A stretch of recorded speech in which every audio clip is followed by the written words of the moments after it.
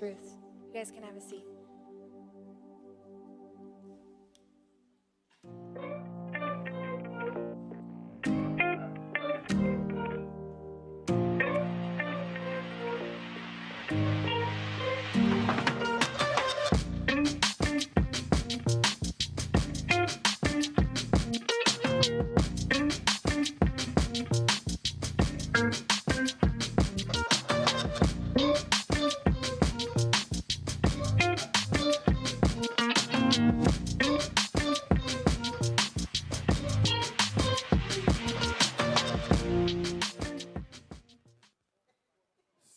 I'm going to lose my job because I don't know what I'm doing.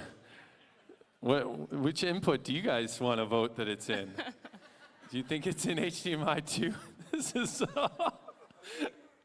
This morning I was like, I don't know, guys. If you want me to roll out the TV, I'll fail at it.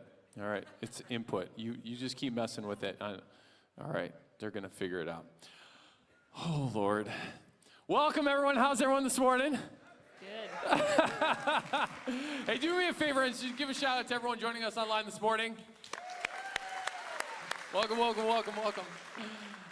Hey, before we hop into things this morning, I want to invite you to something immediately after the service. We have Start Here happening. It's basically, if you're relatively new to Lakeland and you're wondering, where do I start? Join us at Start Here. We'll tell you where to start. We'll also give you a quick tour of this place. We're not going to ask you to sign away your first child or anything like that. It'll take about 10, 15 minutes. Pretty simple. Quick tour around the place.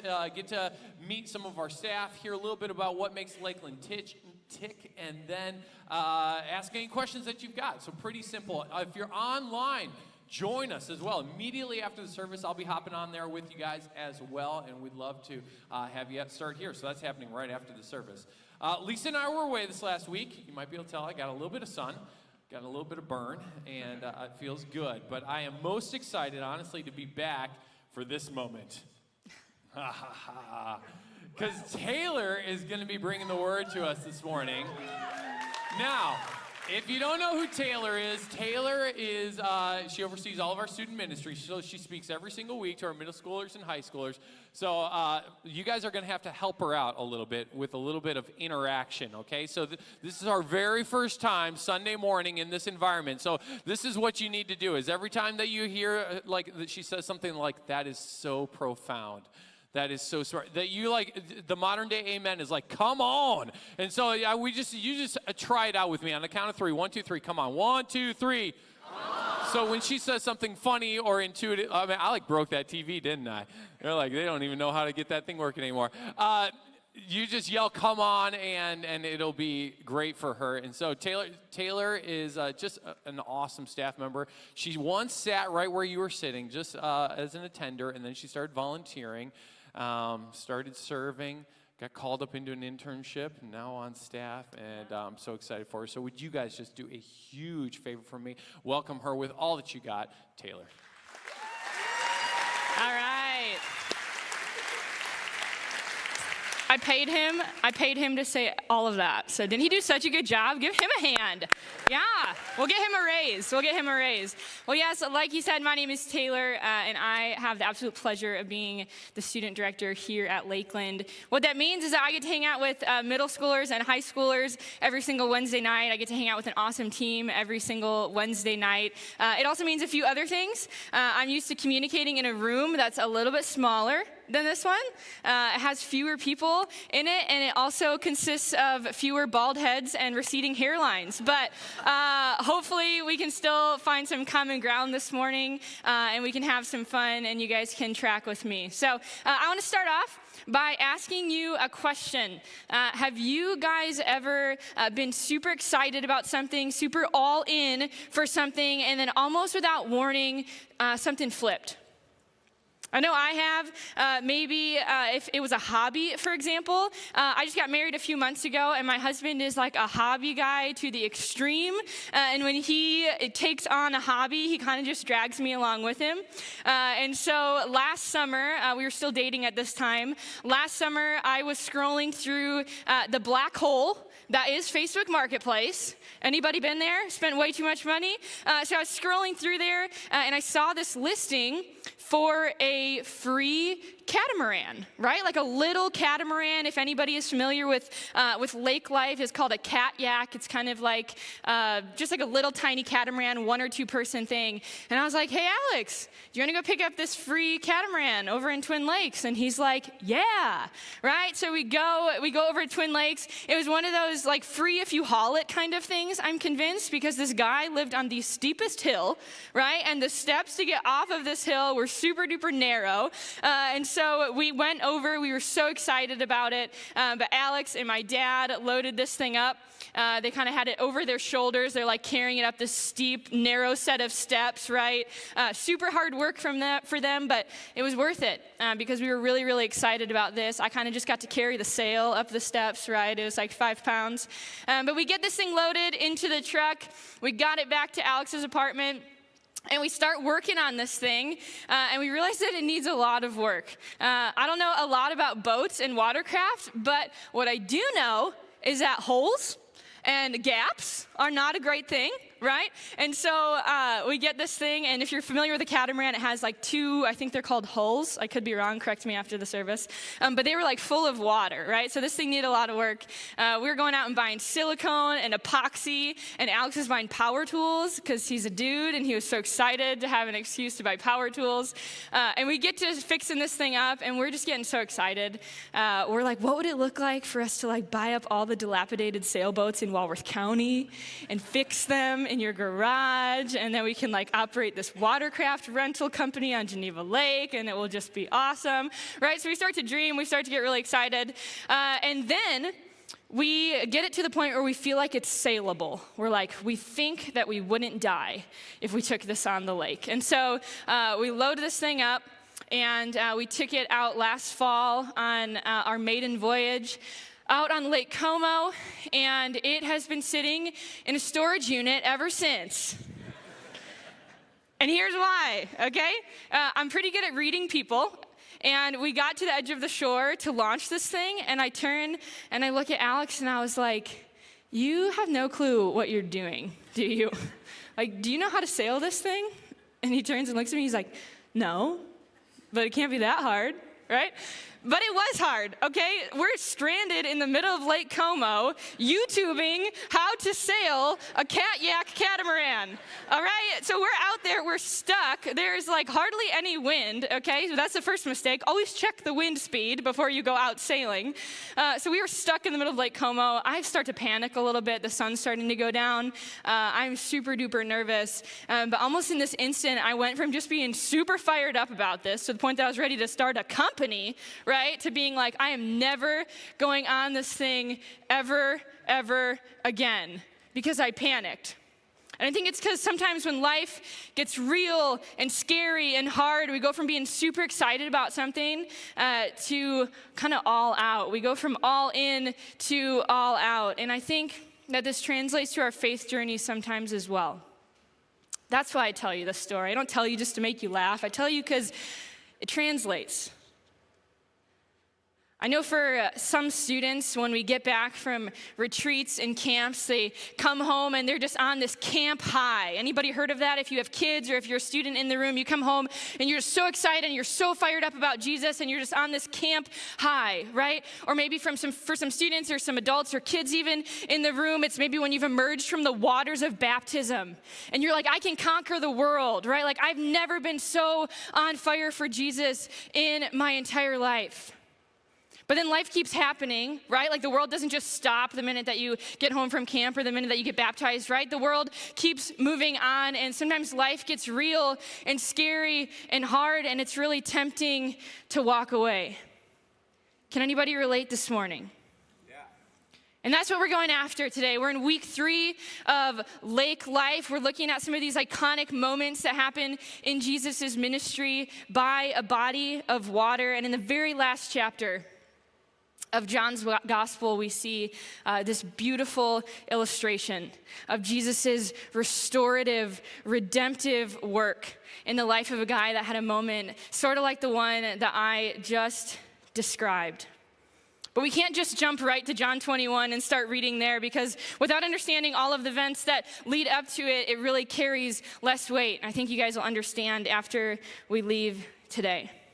So let's kind of go back to the beginning. We know that Jesus has come to earth as God in human form, which is an amazing thing in and of itself, right? He's come to earth. He's called some of his first disciples. One of those disciples is a guy by the name of Peter. We talked about Peter last week. But Peter, in my opinion, is one of the most fascinating, dynamic characters in all of the Gospels. Before he was following Jesus, before he was a disciple, he was a fisherman. And then Jesus called him a fisher of men. Definitely one of Jesus' cheesier moments when I think of that. I'm like, did you come up with that on the spot? Or did you think about that for a while before you said that? But he changes him from being a fisherman to a fisher of men. And was Peter perfect? No. None of us are. Right? Did he mess up? Did he make mistakes? Yes, absolutely. If you were here last week, we talked about the moment where Peter's walking on water and he starts to drown a little bit because his faith begins to falter, right? He wasn't perfect by any means, but what we do know is that he was a loyal follower of Jesus. He was one of Jesus' very best friends. He's one of the few people that can claim that title. Something else that we know about Peter is that when Jesus called Peter to be a disciple, he actually changed his name from Simon to Peter. Okay, so today when we're talking about Peter, sometimes we might refer to him as Simon, sometimes we might refer to him as Simon Peter, and sometimes we might refer to him as Peter. They're all the same person, all right? Make sense? Cool. So in Luke 5, which Pastor Josh preached on last week, we see this moment where Jesus calls Peter and some of the other disciples to be his disciples. It goes a little something like this. These guys were out fishing, and Jesus gets in the boat belonging to Simon Peter. And he gets in the boat, and Peter's fishing in kind of shallow water, and Jesus is like, hey, go into some deeper water. And Peter's probably like, what does this guy know about fishing, right? But I guess I'll go into deeper water, whatever. So he goes into deeper water, and he catches so many fish that his nets begin to break. His boat begins to sink. And from that point on, Peter and these other guys that are there are like, this Jesus guy, he is the real deal. I'm going to drop everything and I am going to follow him. But this is just the beginning of Jesus' journey with Peter. We know that when Jesus changed Peter's name from Simon to Peter, we know that Peter is actually the Greek word for rock, which is kind of cool. And so Jesus changes his name from Simon to Peter, and then he says, I am going to build my church upon this rock. You get that? He changed his name from Simon to Peter, the Greek word for rock, and then says, I'm going to build my church upon this rock. If that doesn't tell you how much Jesus trusted Peter, then I don't know what would. But you keep reading, and you begin to scratch your head a little bit as the reader. You see, there's this moment where Jesus is hanging out with his disciples. He's hanging out, he's having a meal at what we now refer to as the Last Supper. And he tells Peter that Peter's going to deny him. Check it out in Luke 22. Simon, Simon, Satan has asked to sift all of you as wheat. But I have prayed for you, Simon, that your faith may not fail. And when you have turned back, strengthen your brothers. But he replied, Lord, I am ready to go with you to prison and to death.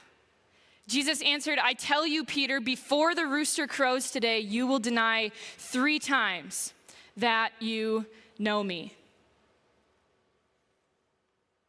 So Peter's probably just as confused as this moment as the rest of us as we're reading the Gospels, right? He's like, what do you mean, Jesus? I am willing to die for you. I love you so much. You're one of my very best friends. What do you mean I'm going to deny knowing you? But Jesus knows that Peter's going to deny even knowing him. But don't miss the mercy of Jesus here, right?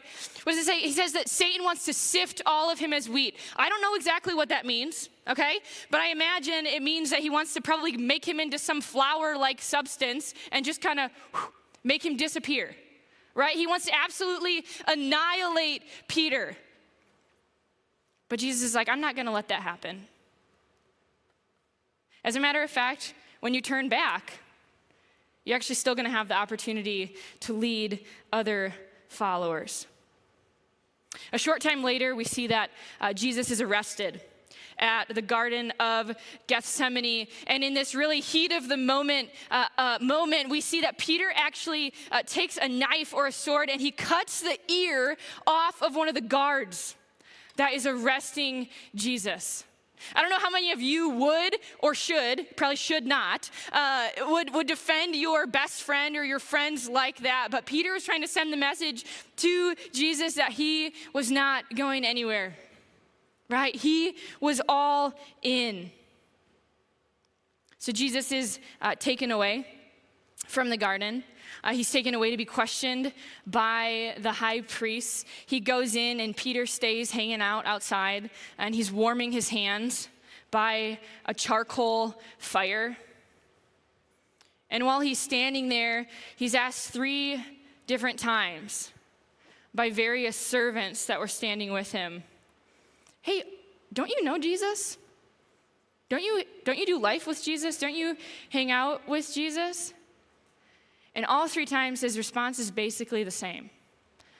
"No, I do not know Jesus." It seems like such an obvious lie. Does it not? Like, put yourself in Peter's shoes. These guys are saying, "Aren't you the one that we've seen with Jesus? Like, we've seen you walking with Jesus. Don't you know him?" "No, I don't know him, never met him." Right? It seems so obvious. It's like Alex and I getting off of the lake and somebody being like, "Oh, how was the water? How was sailing?" And we're like, "What sailboat? What? Like, what lake? What are you talking about?" Right? Like, it's just so obvious. It's so blatant.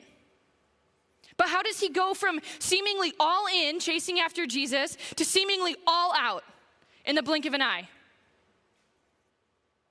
I think it's the same way that we do, right? Because life got real, and life got scary, and life got hard. And I imagine that Peter probably even feared for his life in this moment. So meanwhile, Jesus is tried and convicted by the Jewish courts for blasphemy, for claiming to be the king of the Jews. He's sentenced to death. He dies a death on a cross, and then he's raised from the dead 3 days later. And after he's raised from the dead, he begins making these appearances to important people from his life, including his disciples. But we see this moment where the Marys, Mary Magdalene and Mary, Jesus' mother, go to the tomb because they think Jesus is still there, and they go to anoint his body. And what they don't find is Jesus, but what they do find is an angel. Check out what this angel says. He says, "Don't be alarmed. You are looking for Jesus the Nazarene who was crucified. He has risen. He is not here. See the place where they laid him. But go, tell his disciples and Peter, he's going ahead of you into Galilee. There you will see him just as he told you." Did you catch that? Go tell the disciples and Peter. What the angel wasn't saying here was that Peter wasn't a disciple anymore. So he's like, "Go tell the disciples and that guy Peter." No, it was just the opposite. Go get the disciples and Peter. I'm sure at this moment in time, Peter wasn't even probably really sure if he was considered a disciple anymore. What do you think? He had just denied knowing Jesus. The whole reason he was a disciple was because he was following Jesus. He had denied knowing him, so he probably wasn't even sure if he was still a disciple. Whether the other disciples even knew that he had actually gone through with denying Jesus or not, I'm sure that Peter thought that he was the absolute laughingstock of all of the disciples. And I don't know if any of you guys can relate to Peter in this moment, but I know there have been times in my life where I've said something that was just so out of character for me, that I was just so not proud of, that I was ashamed to even be seen in front of my closest friends and my closest family. I just kind of wanted to go bury my head, and maybe some of you guys have been there too. I'm sure that those 3 conversations that Peter had had with those various servants around those charcoal fires had begun replaying in his head right? Like, how could I do that? How in the world could I say that? I imagine he was feeling alone. I imagine he saw himself as a coward, as a traitor. So that angel is sure to tell the Marys, tell the disciples and Peter, because he's still included. He's still included. The angel takes the guesswork out for Peter. I don't know what would have happened if the angel had showed up and said, hey, disciples, be on the lookout for Jesus. Peter might not have showed up. But we'll see in a bit here that Peter needed to show up. Jesus had a message for Peter. So as we approach this story in John 21, Jesus has already appeared to his disciples several times, but we're going to pick it up in John 21. Afterward, Jesus appeared again to his disciples by the Sea of Galilee. It happened this way. Simon Peter, Thomas, also known as Didymus, Nathanael from Cana in Galilee, the sons of Zebedee, and 2 other disciples were together. I'm going out to fish, Simon Peter told them. And they said, we'll go with you. So they went out, got into the boat, but that night they caught nothing. Early in the morning, Jesus stood on the shore, but the disciples did not realize that it was Jesus. He called out to them, friends, haven't you any fish? No, they answered. He said, throw your net on the right side of the boat, and you will find some. When they did, they were unable to haul the net in because of the large number of fish. Then the disciple whom Jesus loved, that would be John, said to Peter, it is the Lord. As soon as Simon Peter heard him say, it is the Lord, he wrapped his outer garment around him, for he had taken it off, and jumped into the water. The other disciples followed in the boat, towing the net full of fish, for they were not far from shore, about 100 yards. Does this story sound familiar to anybody? Right? As the listener, as a reader, you start to go, okay, Jesus, I see you, right? Recreating that whole moment that you decided to call Peter to be a disciple. And he recreates it. He reminds Peter who he is. And I think sometimes we need those reminders too. Right now I'm talking to those of you in the room that have made the decision to follow Jesus. Those that would consider yourselves followers of Christ, whether it was 2 weeks ago at church in the park, during one of those powerful moments, or whether it was 30 years ago in Sunday school. Following Jesus is a lifelong commitment. But I think sometimes we need reminders, right? Because our lives get busy. Life gets hard, it gets real, it gets scary, and we need reminders of who God is.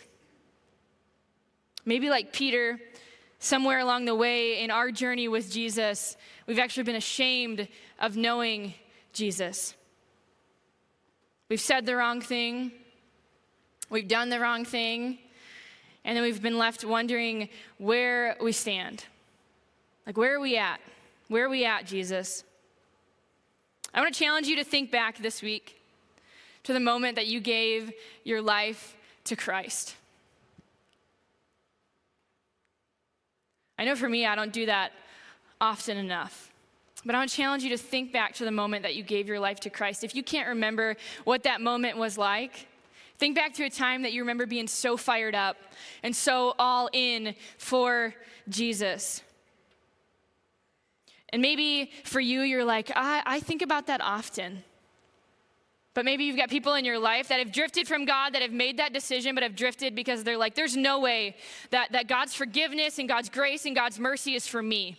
I know it exists for other people, but there's no way that it's for me. I would challenge you to sit down with that person or those people and ask them to tell you their story. To tell you what that moment was like when they were so fired up for Jesus, when they gave their life to Jesus, and just sit and just listen. For me, I first made the decision to follow Jesus when I was no older than 4 or 5 years old. I remember sitting in the kitchen of my Nana's house down in Onarga, Illinois. I remember all of the smells that were associated with it. I can picture the whole kitchen now. I can picture the decor on the walls. I can see myself sitting with my Nana. And after she shared the gospel with me, she asked me if I wanted to accept the Lord as my personal Savior. And I said yes. And we prayed together. And I'll never forget that moment.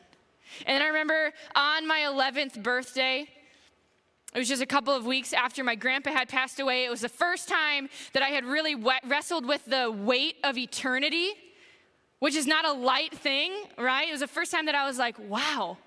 Eternity, man, like that's a long time. And so I sat up in bed, top bunk, and I remember saying, God, I want to follow you for all of eternity. Not only do I want to see my grandpa again, but I want to hang out with you for all of eternity, and rededicated my life to Christ in that moment. And I tell you these stories because I think that God can use these reminders. I think he can use them to prime us for this all-in radical followership. We just need to remember where it started. I think it's worth noting, too, from this passage that was just on the screen, that Peter had walked away from fishing to follow Jesus, right? He had walked away from fishing, but when Jesus is gone, what does he go back to? Fishing, right? I'm sure he felt like a fish out of water. No pun intended, or pun intended, right? Like he didn't know what to do when Jesus was gone. He was lost. And so Jesus comes back and he's like, Peter, you can't even fish apart from me. You can't even catch, like this is your job and you can't even do it.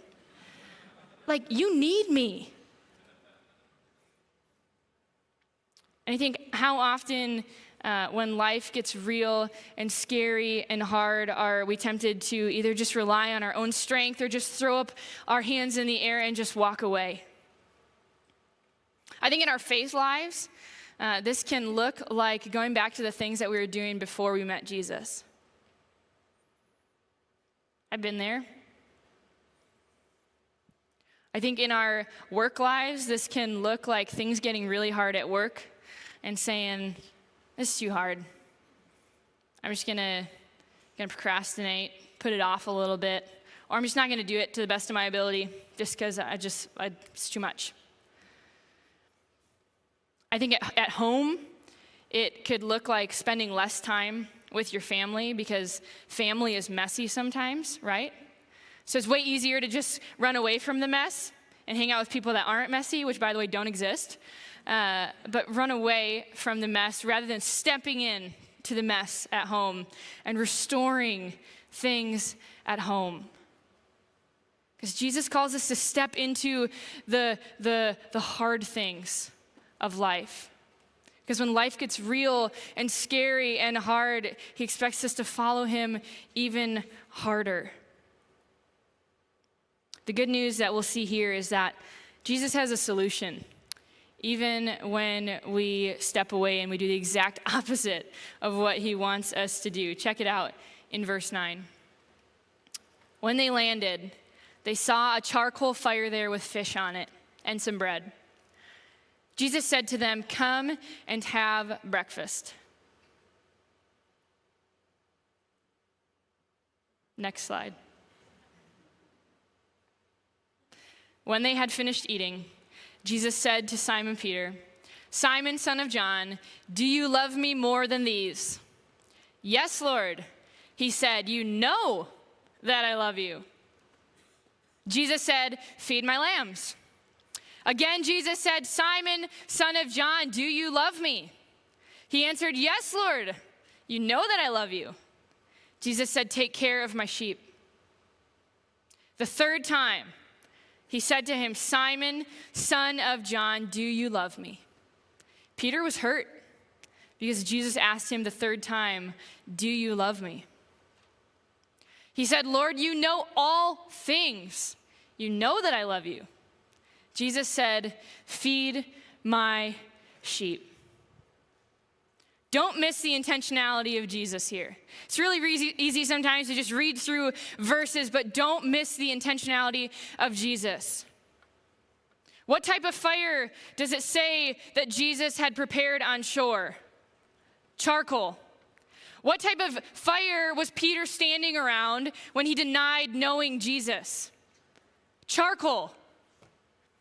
This is not a mistake. Jesus could have prepared a wood fire. He's God. He could have just made fire spontaneously appear, right? But instead, he chooses to have a charcoal fire prepared on shore. He's showing Peter that he is restoring every single part of his story down to the smallest detail.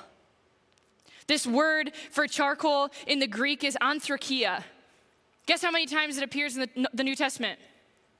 2 times. Only 2 times. When Peter denies knowing Jesus, and when Jesus steps into this moment to restore Peter.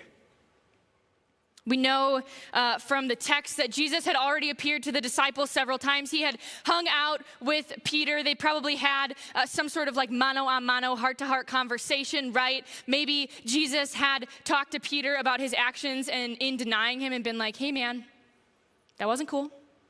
I still love you, but that wasn't cool, right? But Jesus still takes this opportunity to publicly restore Peter. If you remember, it was predicted that Peter was going to deny Jesus publicly, right? In front of the other disciples at the Last Supper. And so it was so important that Jesus also step into this opportunity to restore Peter publicly in front of the other disciples. And when Jesus is asking Peter those questions about whether or not he loves him, do you think Peter's sitting back and wondering Jesus is sitting back wondering what Peter's answers are? No. Jesus is God in human form. He knows all things. But he asks Peter anyways, do you love me? Do you love me? Do you love me? So that Peter has a chance to reflect and examine and truly purpose in his heart and decide in his heart, yes, Jesus, I love you. Jesus asked Peter 3 times if he loves him. Peter had denied knowing Jesus 3 times. Jesus is like, you get a restoration moment for every single time that you denied knowing me. Notice what Jesus asked him to do. He says, feed my lambs, take care of my sheep, feed my sheep. He's like, hey, Peter, remember when I predicted that you were going to turn away and fall away and deny knowing me? Peter's like, yeah. He's like, yeah, but remember when I also said that you were going to turn back? And that I was going to restore you to this place of leadership? That time is right now. Take care of my people, because I'm not going to be here forever. Take care of my people in my absence. So you might be thinking, how can Jesus just forgive him like that? How can Jesus just restore Peter to a spot of leadership like that? If you know anything about Peter, you know that he went on to lead the early church and to take a big charge over that. He's one of the fathers of the faith. And you're like, that doesn't make sense, Jesus. He denied knowing you, and now you're giving him all of this awesome responsibility?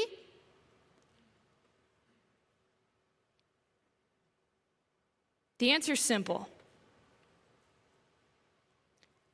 Jesus didn't dismiss Peter's sin. He died for it on the cross. Think about that for a second. Jesus had literally just died on the cross. He had just died on the cross for moments like this. He knew that even his most bought-in followers were not immune from this spiritual battle that is always waging. He knew that even his most sold-out followers were going to make mistakes. Now let me mess with that wording a little bit and make it a little bit personal. Jesus doesn't dismiss your sin either. He paid for it on the cross. Jesus doesn't just dismiss your sin.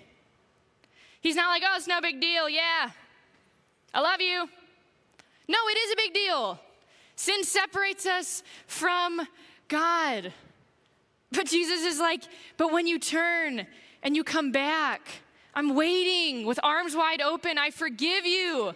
I love you. We're going to move forward hand in hand together. There's others in the room maybe who are thinking, denying Jesus? That is nothing. That is small potatoes. I've done some stuff, Taylor. But I'm here to tell you that he can, and he does, and he will forgive. You just got to turn back and run back to him. The next part of this story in John 21 is a little bit less glamorous, but I think it's worth mentioning. Jesus basically foreshadows Peter's death. He tells Peter that he is going to die on the cross for the sake of God. But he's like, despite that, Peter, I need you to follow me. So you might think that in this moment, Peter would be like, really, Jesus? You could have just let me live in ignorance of how I was going to die, like the rest of the world, right? But instead, Jesus tells him how he's going to die, and Peter does not respond in the way that you would think he would respond at all. Instead, check out his response here. It says, Peter turned and saw that the disciple whom Jesus loved was following them. When Peter saw him, he asked, Lord, what about him? Jesus answered, if I want him to remain alive until I return, what is that to you? You must follow me. Peter basically goes, okay, great, I'm going to die on the cross. Okay, what about John, though? What's going to happen to him? And it's kind of funny because if you read in the Gospels, I feel like there's like this friendly rivalry throughout between Peter and John to like try to be the best disciple, right? And so he's like, all right, thanks for that info, Jesus, but like what's going to happen to John? Any parents in the room can probably relate to this. I have a sister who's 14 months younger than me, and you better believe that if I was getting in trouble for something, that Carly was getting in trouble for the same thing, right? Like, Mom, what about her? What about Carly, right? And they're like, just worry about yourself, right? This never-ending cycle, like, just worry about yourself. And that's kind of how Jesus is right here. What about John? Jesus, what about John? Tell me what's going to happen to John. Peter, just follow me. Don't worry about him. Follow me. And the same is true for you. The same is true for me. Well, I don't know. Like, my friends aren't really into this whole Jesus thing. They don't really want to follow Jesus. And, okay, you follow me. Well, I'm the only one in my family, like my parents aren't really into this whole faith thing. You follow me. Well, everybody in my office, my coworkers, like I feel uncomfortable talking about faith sometimes. My coworkers, I don't really know if they know Jesus, so I don't know if it's, you follow me.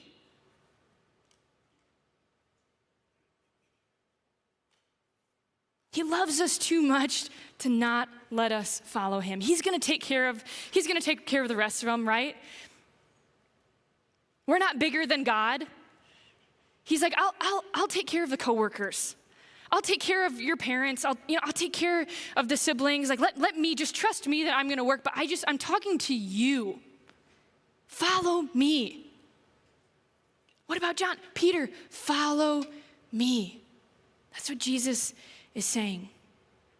Because when life hits the fan, when life gets hard, it's going to be you that needs to follow Jesus, not the person sitting next to you. Although we hope that they would be too, right? But it's you that's going to have to make the decision to follow Jesus. But the good news that we see from Peter's story is that even when we slip up, even when we go the opposite direction, even if it's just for a moment, that Jesus has this amazing, redemptive, restorative power that he just wants to lavish on us. You know, when I was in high school, I really loved shows like American Restoration, American Pickers, Storage Wars. Anybody know any of those shows? Okay, this is back when I had cable. I don't have cable anymore because who wants to pay for cable? But I loved those shows so much. And I think my favorite part about those shows was when they would find like a vintage item, whether they found it in a storage unit or somebody brought it to them, like an American Restoration, to fix it up, or in American Pickers, they found it in some sort of barn, right? And they would find these vintage items, and then they would kind of restore them to their former glory. These experts step in and they restore every single square inch, whether it's like a 1950s jukebox, right? Or some sort of original arcade game like Pac-Man or something. Because here's the thing, that arcade game, that was never meant to be collecting dust in a barn, right? It was never meant to be used as a coffee table in your basement. But at some point along the line, some of the mechanisms maybe stopped working. Its response time was a little bit slower. Maybe the light started to dim down a little bit. And so it wasn't getting used for what it needed to be used for. And I think this story is kind of like that. Jesus is like, I'm gonna take you, Peter. I'm gonna restore you to who I called you to be. I'm gonna remind you who I called you to be. In fact, I'm gonna go so far that I'm gonna recreate the moment that I called you to follow me. And I'm gonna restore you to this position that I have called you to be in.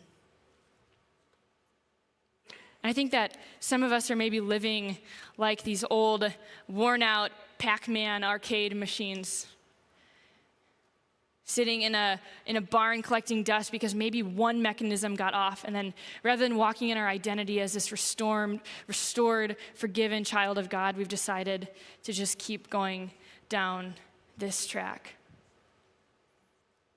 But Jesus wants to jump in. He wants to restore you. He wants to redeem your story today. Will you guys stand and pray with me?